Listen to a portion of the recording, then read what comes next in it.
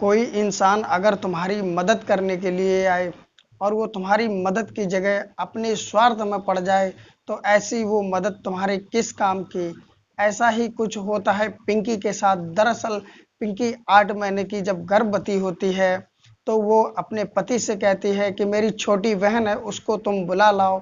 और जब उसका पति उसकी छोटी बहन को बुला लाता है यानी कि अपनी साली को, तो उसकी साली उस घर का काम तो करती है करती, साथ में अपने जीजा पे डोरे डालना चालू कर देती है और अपने जीजा से अफेयर चला लेती। दोस्तों, अपने जीजा से ही वो शारीरिक संबंध बना लेती है और संबंध इस तरह से बनाती है कि एक दिन नौबत आ जाती है उसकी बहन का घर टूटने की और एक दिन उसका घर बर्बाद हो जाता है। जी हाँ दोस्तों, कहानी बने रही है। इस कहानी से बहुत अच्छी सीख आप लोगों को मिलेगी, तो प्लीज़ वीडियो को एक लाइक कर दें और चैनल को कर लें सब्सक्राइब, जिससे मेरा हौसला बढ़ता रहे। नमस्कार दोस्तों, मेरा नाम है अजय श्रीवास्तव। दोस्तों, ये कहानी है उत्तर प्रदेश के जिला बदायूं की। बदायूं के अंतर्गत एक छोटा सा गांव लगता है। उसमें पिंकी रहा करती थी और उसका पति जो विक्रम होता वो रहा करता था। विक्रम के मम्मी पापा गुजर चुके होते हैं। विक्रम की एक बहन होती है, उसकी भी शादी हो जाती है। ये दोनों हंसी खुशी से रहा करते थे। जब से इनकी शादी हुई बहुत इन दोनों में प्यार था। बीच में पिंकी बीमार हो जाती है और इसी बीच में प्रेग्नेंट भी हो जाती है। दोस्तों, जब प्रेग्नेंट हो जाती है तो वो दवाई तो खाती रहती है और साथ साथ में समय बीतता रहता है। जब लगभग वो 8 महीने की प्रेग्नेंट हो जाती है तो डॉक्टर उसको बेड रेस्ट बोल देता है और कहता है कि तुम जाके आराम करना, ज़्यादा भारी काम नहीं करना और पानी का काम नहीं करना। लेकिन दोस्तों, पिंकी के घर पे कोई था नहीं, इसलिए मजबूरी होती है। तो पिंकी एक दिन अपने पति से कहती है क्यों ना एक काम करो, तुम मेरी छोटी बहन पूजा को बुला लाओ, वो इस घर का काम कर लिया करेगी और थोड़ा मुझे भी आराम मिल जाएगा। जो उसका पति विक्रम होता है वो कहता ठीक है, तो तुम बात कर लो, मैं ले आऊँगा। पिंकी जो होती है अपने मायके फ़ोन मिलाती है और अपनी मम्मी से बात करती है कि मम्मी, तुम तो जानती ही हो मेरा 8वां महीना चल रहा है, एक काम करो तुम पूजा को भेज दो तो ये घर का थोड़ा बहुत काम कर लिया करेगी। जो उसकी माँ होती है वो कहती है ठीक है बेटी, मैं पापा से पूछ के तुम्हारे बताऊंगी। और जब शाम को पिंकी के पापा आ जाते हैं तो उसकी माँ उनसे बात करती है और उनको समझाते हैं कि बेटी को परेशानी है, उस घर में कोई है नहीं, इसलिए छोटी बेटी पूजा को भेज देते हैं। तो उसके पिता भी राजी हो जाते हैं और वो कह देते हैं फ़ोन करके कि बेटी दामाद को भेज देना, वो पूजा को लिवा जाए। होता भी ऐसा ही है। पिंकी अपने पति विक्रम से कहती है कि पिताजी का फ़ोन आया था, वो कह रहे थे कि पूजा को ले जाएं, तो तुम चले जाना उसको ले आना। जो विक्रम होता है वो अगले ही दिन अपनी बाइक निकालता है और पूजा को लेने के लिए पहुंच जाता है ससुराल। दोस्तों, उधर पूजा पहले से तैयार होती है क्योंकि उसको पता था आज जीजा लेने आएंगे। तो वो जीजा के साथ में बाइक पे बैठती है और आ जाती है पिंकी के पास में।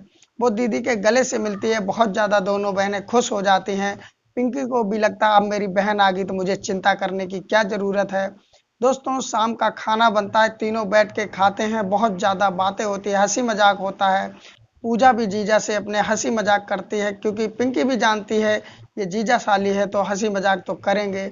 दोस्तों, उसके बाद में जो पिंकी होती है वो बीमार तो वैसे ही रहती है और ऊपर से 8वां महीना चल रहा होता है, तो शाम को वो दवाई खाती है, कुछ दवाई का असर होता है, उसको नींद आने लगती है। तो वो पूजा छोटी बहन से कहती है कि तुम रसोई का काम कर लेना और उसके बाद तुम भी सो जाना, मैं जा रही हूँ सोने के लिए। और इतना कह करके पिंकी चली जाती है अपने बेडरूम में और जाके सो जाती। जो उसका जीजा विक्रम होता है वो रसोई में पहुंच जाता है पूजा के पास और पूजा से हंसी मजाक के साथ साथ छेड़ाखानी भी करने लगता। दोस्तों, मैं बता दूं, पूजा के अपने जीजा के साथ आज से 5 महीने पहले से अफेयर चल रहा होता है क्योंकि यहाँ मिलना उनका पहला ही नहीं होता है। जो विक्रम होता है वो अपनी साली पूजा को पहले ही बाहर होटलों में घुमा चुका होता है, उसे ओयो ले जा चुका होता है, उससे शारीरिक संबंध है वो जम के बना चुका होता है। दरअसल पूजा ने अपने जीजा से पहले किसी के साथ में शारीरिक संबंध बनाए नहीं होते हैं। जब पहली बार उसका जीजा ओयो होटल में उसे ले जाता है और शारीरिक संबंध बनाता है तो उसे इतना ज़्यादा मज़ा आता है इस काम में कि वो अपने जीजा की दीवानी हो जाती है। उस दिन से जीजा से छुप छुपा करके वो बात किया करती थी। और जो विक्रम था उसने पहले बता दिया था कि पिंकी प्रेग्नेंट है, जब लगभग 7-8 महीने हो जाएंगे तब मैं तुम्हें इस तरह लेने आऊँगा और तुम हमारे यहाँ आ जाना और हम जम करके मज़ा करेंगे।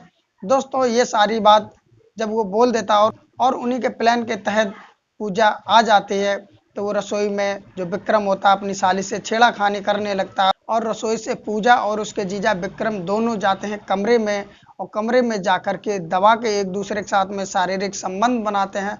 ये खेल पूरी रात दोस्तों ऐसा ही चलता रहता है, क्योंकि जो विक्रम होता है उसको लगभग 8 महीने हो गए थे, उसने भी किसी के साथ शारीरिक संबंध बनाए नहीं थे। बीच में जो समय मिला था एक बार, वो साली के साथ में ही ओयो में शारीरिक संबंध बनाए थे। उसके बाद उसने अपनी पत्नी पिंकी के साथ शारीरिक संबंध बनाए नहीं, क्योंकि वो बीमार भी रहती और इधर प्रेग्नेंट भी थी, और पिंकी भी अब प्रेग्नेंट थी तो अपने पति विक्रम को कैसे पास आने देती।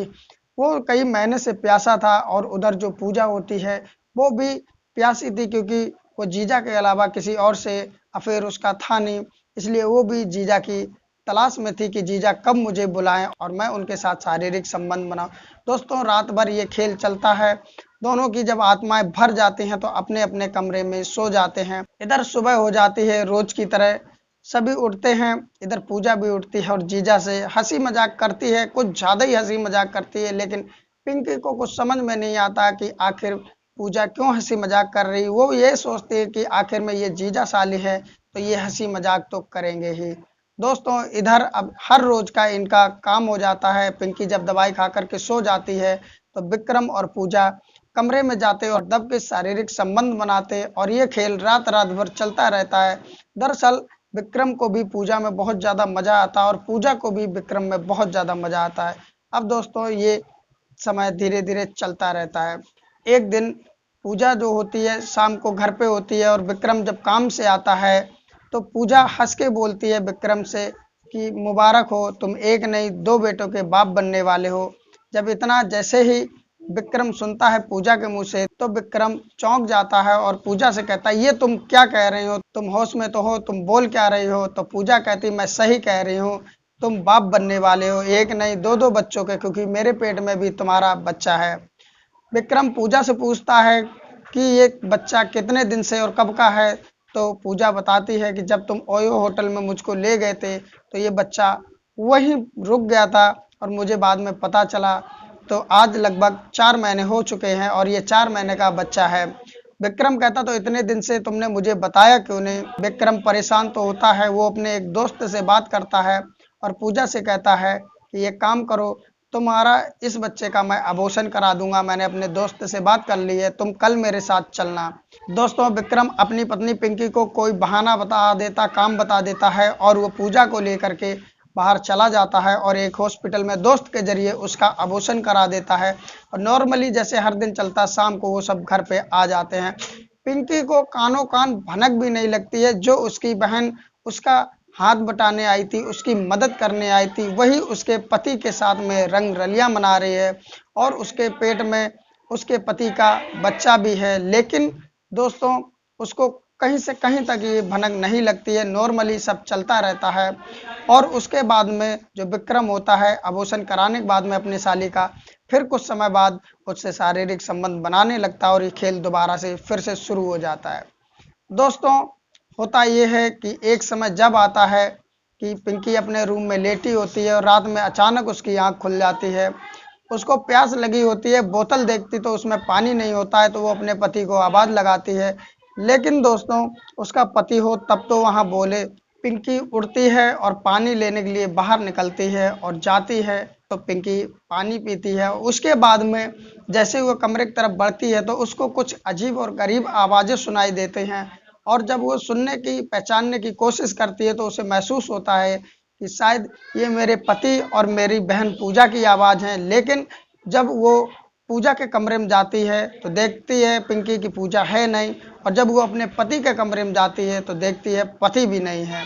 दोस्तों पिंकी जब दोनों को कमरे में देख लेती है, दोनों नहीं होते हैं, और आवाज़ें बहुत ज़्यादा अजीब गरीब आ रही हैं। इस तरह आ रही होती हैं जैसे कोई मीठी मीठी आवाज़ निकाल रहा हो। इस तरह उसकी बहन की जब आवाज़ें सुनाई देती हैं, वो महसूस करती है कि ये आवाज़ छत की तरफ से आ रही, तो धीरे धीरे जीने में चढ़ती है। और चढ़ने के बाद में छत पे जैसे जीने के गेट के पास पहुंचती है तो वो देखती है कि छत के ज़मीन पर ही उसके पति ने बिस्तर बिछा रखा है, और उसकी बाहों में उसकी बहन है, और दोनों एक दूसरे से शारीरिक संबंध बना रहे। जैसे ही वो ये चीज़ देखती है उसकी आंखों में आंसू आ जाते हैं। तो पिंकी मन में सोचती है कि मेरी बहन तो मेरा हाथ बटाने आई थी, लेकिन इसने तो मेरी जिंदगी बर्बाद कर दी है। लेकिन पिंकी वहां पर कुछ भी कहती नहीं, खड़े खड़े रोती रहती है और चुपचाप अपने कमरे में लौट आती है और मन में सोचती, अगर मैं अभी बात करूंगी तो बात का बखेड़ा बन जाएगा और मेरे पति की बेइज्जती भी होगी। मैं इससे अच्छा है कि सुबह बात करूंगी। सुबह होती है दोस्तों, जो विक्रम होता है, पूजा होती है, उनको ऐसा लगता है कि किसी को कुछ पता ही नहीं है। और विक्रम रोज की तरह अपने ऑफिस चला जाता काम पर, और इधर पूजा होती है। उसको जब पिंकी बुलाती है तो पूजा उसके पास पहुंचती है और पूजा से अब पिंकी पूछती है कि ये बताओ कि तुम्हारे जीजा के साथ में ये सब तुम्हारा कब से चल रहा है। पूजा बिल्कुल अनजान बनने की कोशिश करती है और कहती, दीदी क्या चल रहा, मतलब क्या है तुम्हारा, मैं मेरा जीजा के साथ क्या कुछ नहीं चल रहा है। तो पिंकी कहती है, छुपाओ मत, मैंने कल सारा छत पे जो तुम्हारे और तुम्हारे जीजा के बीच में चल रहा था वो मैंने खड़े होके देख लिया। तुम किस तरह एक दूसरे की बाहों में थे, शारीरिक संबंध बना रहे थे। अब मुझे सच सच बता दो कि कब से तुम्हारा ये अफेयर चल रहा है। जो पूजा होती है उसकी आंखें नीचे झुक जाती हैं शर्म की वजह से और हल्की आवाज में बोलती है कि दीदी 5-6 महीने हो गए हैं जीजा के साथ में।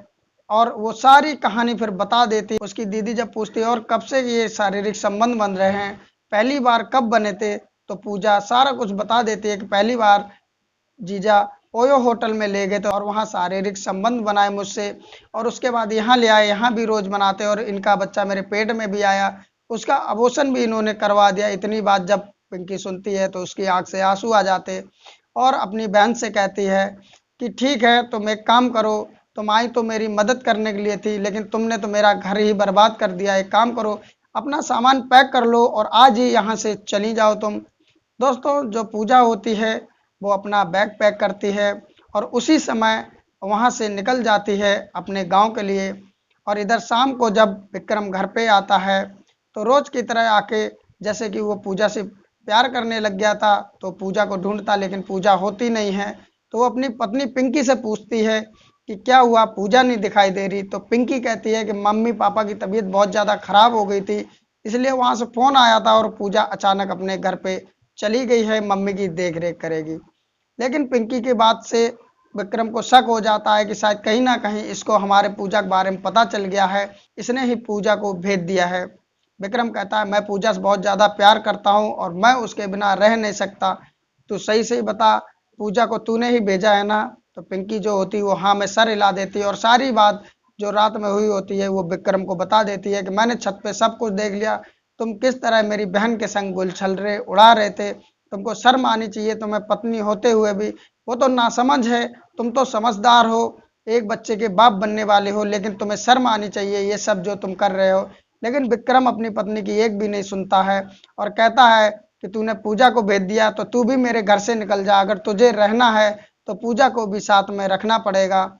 इस तरह जब वो कहता है तो पिंकी जो होती है अपना भी बैग पैक करती है और वहाँ से उसी दिन वहाँ अपने मायके के लिए निकल जाती है।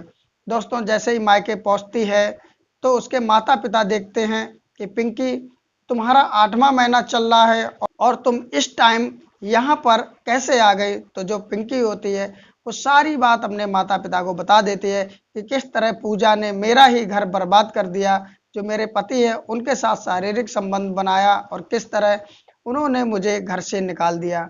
जो पूजा के माँ बाप होते हैं वो बहुत ज़्यादा बुरी भली अपनी बेटी पूजा को कहते हैं, लेकिन वो सर झुकाए सारा कुछ सुनती रहती है और अपने माता पिता से कुछ भी नहीं बोलती। बस ये कहती है कि पापा, मुझसे गलती हो गई, मुझे नहीं पता था कि ये सब करने से मेरी बहन का घर बर्बाद हो जाएगा। लेकिन दोस्तों, हो ही क्या सकता, जो हो गया सो हो गया। उसके बाद पिंकी के माता पिता फ़ोन करते हैं विक्रम के पास में और विक्रम से कहते हैं कि बेटा, तुमने इस हालत में पिंकी को घर से निकाल दिया है, कल को कुछ हो गया तो इसका कौन जिम्मेदार होगा। विक्रम स्पष्ट शब्दों में कह देता है कि पिंकी को मैं जब ही रखूंगा जब पूजा को तुम साथ में भेजोगे। अब तुम दोनों बेटी को भेज दो तो मैं पिंकी को भी रख लूंगा, पूजा को भी रख लूंगा और पूजा से भी मेरी शादी करा दो। इस पे जो पिंकी के पापा होते हैं वो फ़ोन काट देते हैं और घर में बात बताते हैं कि इस तरह विक्रम कह रहा है।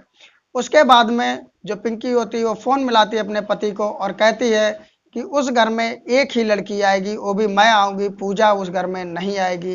जो विक्रम होता है वो धमकी देने लगता है, कहता है कि अगर तुम पूजा को नहीं लाओगी तो मैं तुम्हारे माता पिता को जान से मार दूंगा और तुम लोगों को भी जान से मार दूंगा। और बहुत ज़्यादा चिल्लाता है, धमकाता है। पिंकी कहीं ना कहीं डर जाती है और डरने के बाद में वो अपने माता पिता से कहती है और उसके बाद में सीधा पहुंच जाती है थाने में। थाने में पहुंचने के बाद में अपने पति विक्रम के खिलाफ वो एफआईआर दर्ज करा देती है और सारी कहानी पुलिस वालों को बता देती है कि किस तरह मेरी 16 साल की जो बहन है पूजा, उसके साथ मेरे पति ने शारीरिक शोषण किया, उसके साथ शारीरिक संबंध बनाए और मुझे घर से निकाल दिया। मैं इस अवस्था में घर से निकल गई हूँ, कहीं मेरे साथ कोई घटना घटित हो जाए तो इसके जिम्मेदार कौन होगा।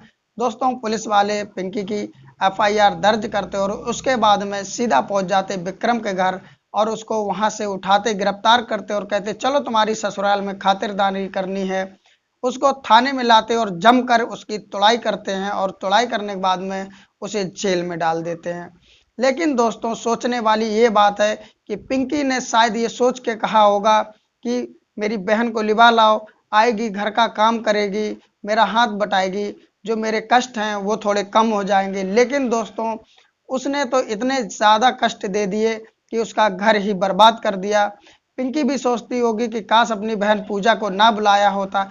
दरअसल दोस्तों ये कहानी सिर्फ पिंकी, पूजा, विक्रम की नहीं है। ऐसी कहानी कई नज़र के सामने आती रहती हैं जहां जीजा साली का अफेयर चलता रहता है। जो साली होती है उनको भी सोचना चाहिए कि ये सब तुम क्या कर रहे हो, अगर कर रहे हो तो किसके साथ कर रहे हो। दरअसल इसमें तुम्हारी बहन का ही घर बर्बाद हो जाता है, इससे ज़्यादा और कुछ नहीं होता। और कुछ समय के मज़े के लिए तुम जो ये करते हो इससे एक नहीं दो दो घर बर्बाद हो जाते हैं। क्या बीती होगी पिंकी के ऊपर और क्या सोचती होगी अपने पूजा बहन के लिए। दरअसल दोस्तों ऐसा समय आता है, सालियाँ जाती भी हैं तो घर वालों की भी कुछ जिम्मेदारी होती है कि उन पे नज़र बना के रखें। जो कि उम्र में ज़्यादा बड़ी छोटी होती तो एक बार चल जाता है, लेकिन जब समान और जवान साली हो तो उस पे खासकर परिवार वालों की जिम्मेदारी बनती है कि नज़र बनाए रखें। वो बात ठीक है कि मदद के लिए हर कोई बुलाता है, लेकिन ऐसा जब काम हो जाता है तो ऐसी मदद किस काम की। दोस्तों इस कहानी को लेकर के आप लोगों की क्या राय है, प्लीज़ अपना कमेंट ज़रूर करें। मुझे आपके कमेंट का बेसब्री से इंतज़ार रहेगा। और दोस्तों थोड़ी सी भी कहानी अच्छी लगी हो तो एक लाइक कर दें और चैनल को कर लें सब्सक्राइब और उसके बाद एक घंटी आएगी उसको दबाकर ऑल पे कर दें, जिससे मेरी हर वीडियो आप तक पहुंचती रहे। और दोस्तों ये कहानी अपने दोस्तों और रिश्तेदारों में भी शेयर करें जिससे और भी लोग जागरूक हो सके। इस कहानी को सुनाने का मकसद किसी का दिल दुखाना नहीं, बस आप लोगों को जागरूक करना है। फिर मिलते हैं किसी नए कहानी में, तब तक के लिए नमस्कार।